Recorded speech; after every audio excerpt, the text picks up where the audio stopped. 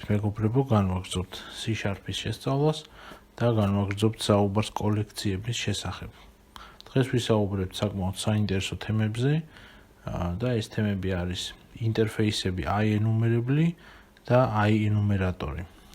ეს ინტერფეისები კოლექციების განუყოფელი ნაწილი არის და დღეს გავიგებთ რატომ და რანაირად.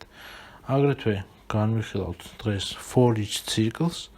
გავიგებთ რა პრინციპით მუშაობს იგი, მით უმეტეს რომ რამდენიმე ლექციაში გამოვიყენე ის უკვე და დღეს შეგვიძლია დავწეროთ ჩვენი for each cycle-იც და ვნახოთ როგორ ხდება მისი რეალიზება. და სწორედ მისი რეალიზება ხდება სწორედ აი ორი ინტერფეისის გამოყენებით, რომელიც ზევით აღვნიშნე. კარგი, მოდი დავიწყოთ და იმედია საინტერესო ლექცია გამოგვივა. თუ მოგწონთ ჩემი ვიდეოები და ჩემი არხი, გთხოვთ რომ გამოიწეროთ არხი და დაალაიქოთ ვიდეოები, გააზიაროთ ისინი, რათა არხი გახდეს უფრო მეტად პოპულარული. თქვენ ახლა ეკრანზე ხედავთ კოლექციებს, რომლებიც ჩვენ განვიხილეთ, ხო? ესენია ლისტი, სტეკი, queue და dictionary, ხო? ეს კოლექციები არასწორად წერია, მაგრამ მე მინდა რომ სხვა რამე განახოთ ამ შემთხვევაში. თუ მაგალითად დავდგებით ლისტზე და დავაჭერთ F12-ს ან Alt F12-ს, როგორც გინდათ ისე დააჭირეთ. პრინციპში ერთ და იგივე რაღაცას აკეთებს ეს F12-ის დაჭერა. ჩვენ დავინახავთ რომ ჩვენი ლისტი, ანუ list კლასი არის i-enumerable interface-ის მემკვიდრე. ანუ იმ ინტერფეისისა, რომელზეც დღეს ვისაუბრებთ. აგრეთვე თუ შემდეგ კოლექციაზეც დავდგებით, დავინახავთ რომ ისიც არის i-enumerable-ის მემკვიდრე. ისევე როგორც შემდეგი და შემდეგი. ანუ ყველა ეს კოლექცია, ამ ყველა კოლექციის ფუნქციონალი, გარკვეული ფუნქციონალი გაერთიანებული არის i-enumerable interface-ში. ხოლო ისინი უკვე ახდენენ ამ i-enumerable-ის კონკრეტულ რეალიზაციას. თუ გადავალთ, თუ დავდგებით თავად ამ i-enumerable interface-ზე და დავაწვევით F12-ს, გაიხსნება ახალი გვერდი, რომელიც უკვე გვაჩვენებს თუ რა ტიპია ეს i-enumerable. და i-enumerables აქვს ერთი ცალი მეთოდი, რომელსაც ქვია getEnumerator.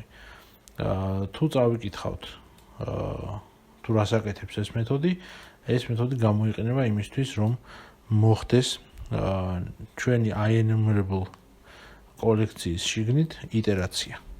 აი ეს getEnumerator მეთოდი არის i-enumerator ტიპისა. ხოლო აი ამ i-enumerator ინტერფეისში თავის მხრივ განთავსებული არის ის ფუნქციონალი, რომელიც უშუალოდ ეხმარება for each მუშაობაში. მოდი ჩავხედოთ და ვნახოთ რა ფუნქციონალი არის ეს. გავხსნათ i-enumerator ინტერფეისი და პირველი, რომელიც გვხდება, ეს არის object current. ამ property-მ იცის გადასარჩევ კოლექციაში მიმდინარე ელემენტი რომელია. ანუ იმახსოვრებს ენუმერატორის მიმდინარე პოზიციას. შემდეგი, რომელიც არის, ეს არის bool ტიპის მეთოდი, რომელსაც ქვია move next. და ეს ამოწმებს კოლექციაში აი ამ current-ის შემდეგ დგას თუ არა რაიმე ელემენტი. თუ რაიმე ელემენტი დგას, ეს მეთოდი აბრუნებს true-ს, ხოლო თუ არანაირი ელემენტი აღარ დგას, მეთოდი აბრუნებს false. ანუ უკვე ხვდებით რამდენად მოქნილად არის და მოქნილად არის გადაწყვეტილი C#-ში ნებისმიერი კოლექციის მუშაობა, ხო? ანუ ფაქტობრივად ყველა კოლექცია, რომელიც i-enumerator-ის მემკვიდრეა, უკვე იცის ორი ძალიან მნიშვნელოვანი ინფორმაცია.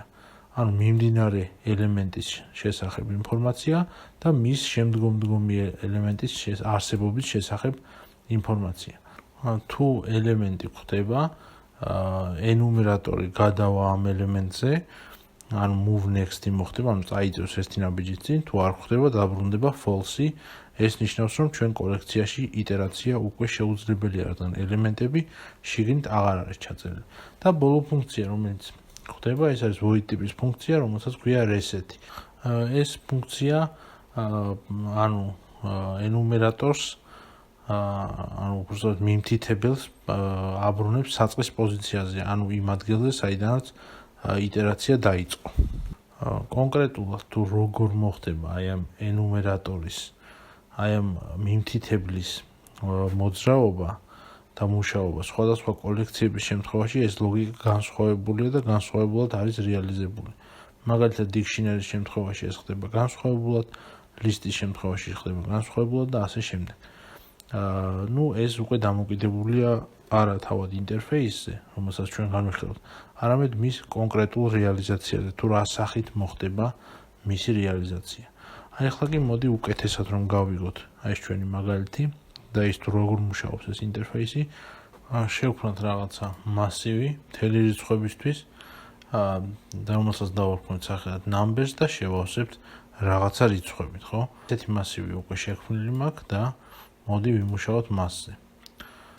პირველ რიგში ჩვენ აი ამ მასივიდან, წარმოვიდგინოთ პირველ რიგში, რომ არ ვიცით, რომ არსებობს for each ციკლი. და ჩვენ ეხლა დავინახავთ თუ როგორ არის რეალურად for each ციკლი დაწერილი C# ენაში, ანუ რა პრინციპით მუშაობს. და დავუშვათ მინდა რომ მე ყველა ელემენტს გადავუვარო ამ მასივში და დავბეჭდო. ამისთვის გამოვიყენებდი for each ციკლს, მაგრამ for each ციკლი ვიცით რომ ვითომ არ გვაქვს. ამიტომ მოდი გამოვიყენოთ ის ინსტრუმენტები, რომლებიც გვაქვს. პირველ რიგში უნდა ვიპოვოთ აი ამ ჩვენი numbers მასივის get enumerator-ი. ამისათვის გამოვიძახოთ numbers-ის get enumerator მეთოდი. ამ მეთოდის მიერ დაბრუნებული შედეგი დავიმახსოვროთ რაღაცა ინტერფეისში, რომელსაც ეწოდება iEnumerator-ი. და ამ iEnumerator-ს დავარქვათ რაღაცა სახელი. დავუშვათ numbers IE. ამის შემდეგ შევქმნათ while ციკლი და აი ამ while ციკლის შიგნით გამოვიძახოთ numbers IE-ის move next მეთოდი. ეს მეთოდი უკვე განვიხილეთ, რასაც აკეთებს. ეს მეთოდი ერთი მხრივ ამოწმებს შემდეგი ელემენტის მდგომარეობას, ანუ გვაქვს თუ არა შემდეგი ელემენტი და თუ გვაქვს აბრუნებს true-ს, თუ არ გვაქვს აბრუნებს false. და მეორე მხრივ თუ ესეთი ელემენტი ხდება, ანუ დაბრუნდება true, კოლექციაში იტერაცია გრძელდება ამ ელემენტზე. ანუ ეს while ციკლი იმუშავებს იქამდე, სანამ აი ეს move next-ი დააბრუნებს true-ს. ამის შემდეგ უნდა მოვიძიოთ მიმდინარე ელემენტი აი ამ ციკლის შიგნით, ანუ current ფუნქცია უნდა გამოვიყენოთ, რომელიც წეღან განვიხილეთ, ხო? ამისთვის აი ამ numbers IE-ის current-ს ვიძახებთ. ეს მოგცემს ელემენტს, რომელიც არის მიმდინარე და გამომდინარე იქიდან, რომ აქ გვაქვს ინტების მასივზე ვმუშაობთ. აქ შევქმნათ რაღაცა ეს int current element სვადი და ეს დაბრუნებული მნიშვნელობა დავიმახსოვროთ შიგნით. ეხლა ეს აწითლებს იმიტომ რომ ჩვენ ვიძახებთ ჩვენ უფრო ზოგად ტიპს ვინახავთ უფრო კონკრეტულ ტიპში. ანუ iEnumerator ინტერფეისი არის უფრო ზოგადი ტიპი, რომლის დამახსოვრებასაც ჩვენ ვცდილობთ უფრო კონკრეტულ ტიპში. ამიტომ ჩვენ ცხადი სახით უნდა მივუთითოთ რომ ეს iEnumerable ინტერფეისი უნდა დაიქასთოს int-ისთვის. ანუ უნდა გამოვიყენოთ explicit cast-ი. აქედან გამომდინარე, აი აქ დავაწვეთ აი ამ დამხმარე ღილაკს და დავინახავთ რომ აი აქ წინ ფრჩხილებში ამას მიეწერება int-ი. ანუ მოხდება explicit cast-ი. თუ ვინმე არ იცით ეს სინტაქსი რას ნიშნავს, ამაზე ჩაწერილი გვაქვს ვიდეოები, სადაც ვსაუბრობთ explicit და implicit cast-ზე და მათ შორის სხვაობებზე და შეგიძლიათ ამ ვიდეოებს უყუროთ. იქ უფრო დეტალურად მაქვს ახსნილი თუ რა არის explicit cast-ი და რა არის implicit cast-ი. და ხო, სულ ეს იყო მივიღეთ, ანუ მიმდინარე ელემენტი და ჩვენ გვინდა რომ დავუბეჭდოთ აი ჩვენი current ელემენტი. ამიტომ console right line-ში გამოვიძახოთ current ელემენტი. ამის შემდეგ უკვე ციკლის გარეთ უნდა გამოვიძახოთ numbers IE-ის reset ფუნქცია, რომელიც ჩვენს კოლექციას ოპერაციასაც ჩავატარეთ დააბრუნებს საწყის მდგომარეობამდე. თუ ეხლა გავუშვებთ ჩვენს პროგრამას, დავინახავთ, რომ აი ყველა ელემენტი, რომელიც მითითებული გქონდა numbers კოლექციაში, დაიბეჭდება. ესე მუშაობს for each ციკლი. მოდი ქვევით დავწეროთ, როგორ გავაკეთებდით იგივეს for each-ის გამოყენებით. დავწეროთ for each-ი და აქ პირდაპირ გადავცეთ numbers კოლექცია. ამის შემდეგ უბრალოდ console write-line-ში დავწეროთ item-ი და მოდი ხაზი გავავალოთ ამათ შორის, რომ ესენი უფრო ცხადად დავინახოთ მათ შორის განსხვავება. ამის შემდეგ გავუშვებთ და დავინახოთ, რომ ერთი და იგივე მოქმედება შესრულდა. ანუ ფაქტურად ჩვენ დავწერეთ ჩვენი for each ციკლი და მე მგონი გაუგებარი და ბუნდოვანი აღარ არის თუ როგორ მუშაობს for each-ი და როგორ არჩევს ის ელემენტებს თანმიმდევრობით, ხო? ანუ for ციკლს როცა ვიყენებდით, იქ შედარებით გასაგები იყო, ხო? თითოეულ ელემენტს ინდექსი ქონდა და ამ ინდექსებით ვაკითხავდით, რომელ ელემენტსაც გვინდოდა და ვბეჭდავდით. for each-ი ცოტა ბუნდოვანია თავიდან, ხო? შეიძლება ზოგისთვის გაუგებარიც იყო, მაგრამ ეხლა მე მგონი აი ამ ვიდეოს ყურების შემდეგ მივხვდით თუ რა ხდება for each-ის ფარდის მიღმა, ანუ რა პროცესები მიმდინარეობს შიგნით და როგორ რეალიზდება მისი ფუნქციონალი. ეხლა მოდი ეს ყველაფერი წავშალოთ და enumerable interface-ის იმპლემენტაციის მაგალითი ვნახოთ ჩვენს მიერ შექმნილი კლასის შესახებ, კლასის მაგალითზე. წარმოვიდგინოთ, რომ ეს კლასი გამოხატავს კვირის დღეებს და დავარქვათ მას week. მეტი სიცხადისთვის შეგვიძლია გავიტანოთ ის ცალკე პროექტში. და წარმოვიდგინოთ, რომ ეს ჩვენი week კლასი ინახავს დღეებს, ხო? ანუ ყველა დღეს, რომელიც ხდება კვირაში. და ეს დღეები შენახულია string-ის ფორმატში, ანუ string-ის მასივში, რომელსაც ქვია days. და ეს ინახავს შემდეგ დღეებს. Mondays, Tuesday, Wednesday, Thursday, Friday, Saturday და Sunday.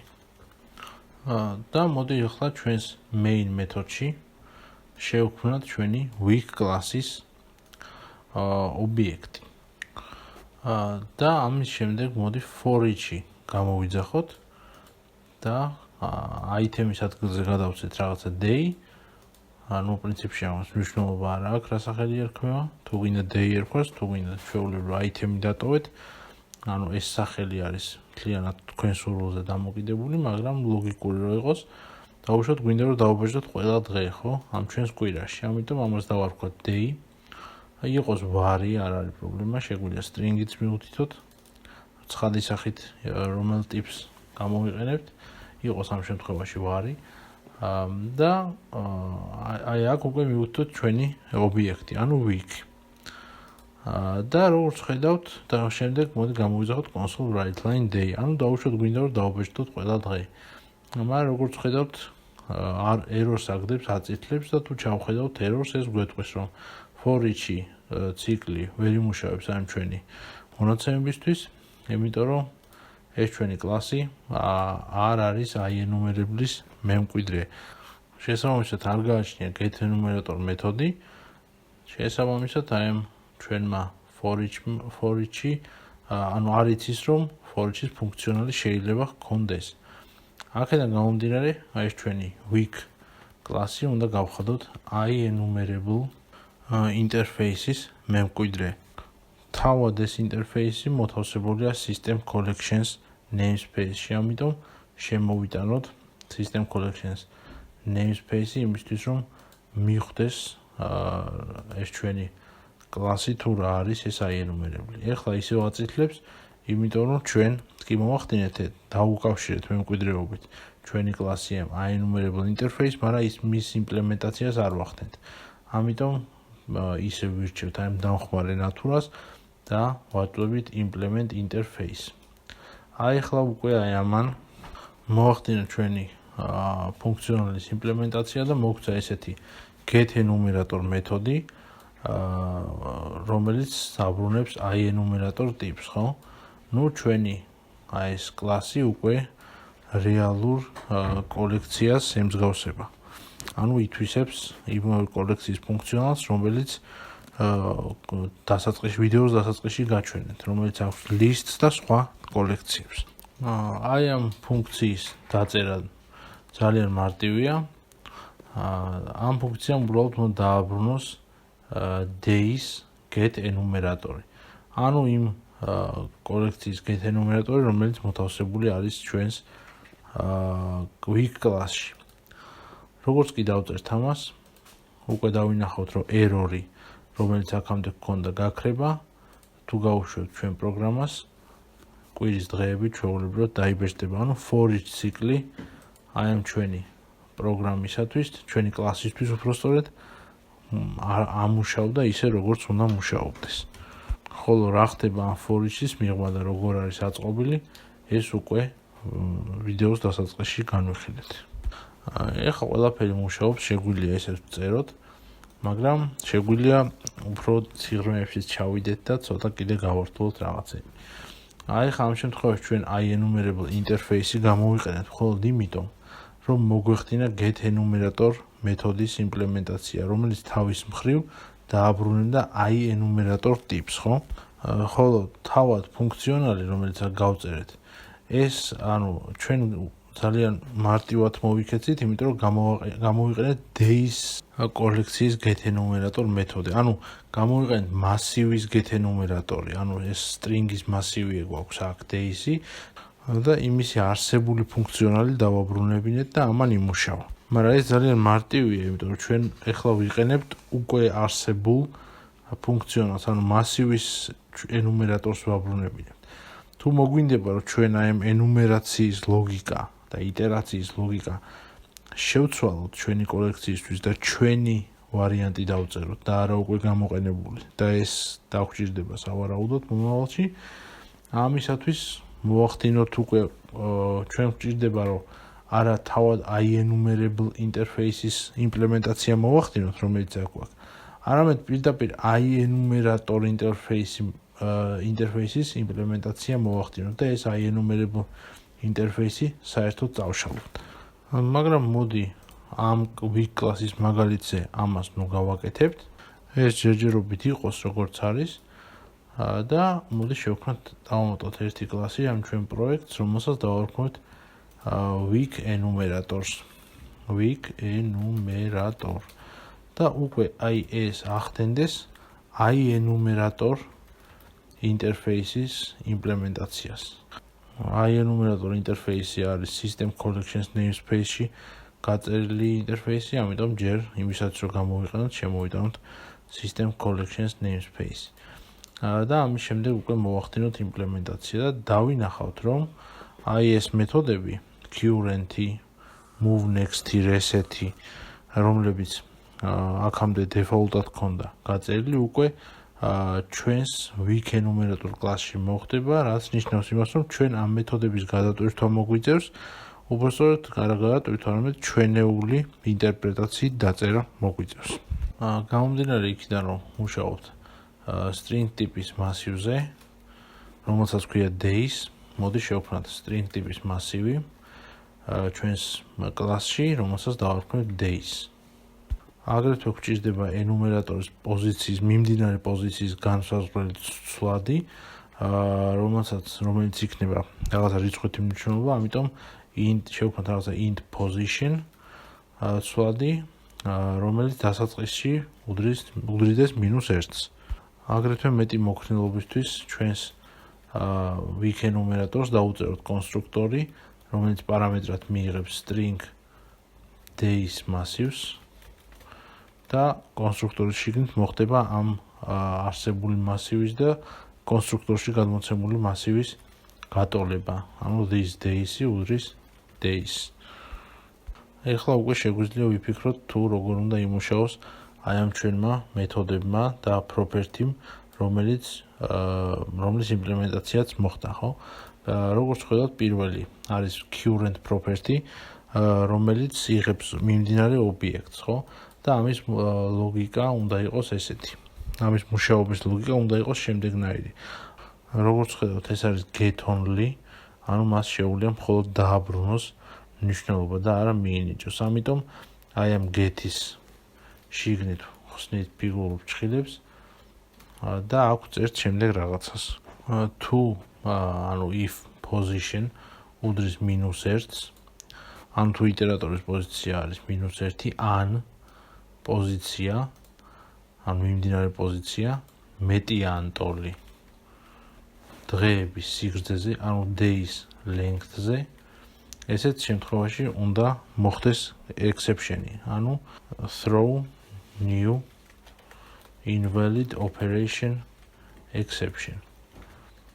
ხოლო სხვა შემთხვევაში უნდა დაბრუნდეს დღეების მიმდინარე პოზიცია, ანუ days მასივი და ფიგურულ ფრჩხილებში position და ეს position იქნება სწორედ აი მასივის მიმდინარე ინდექსი.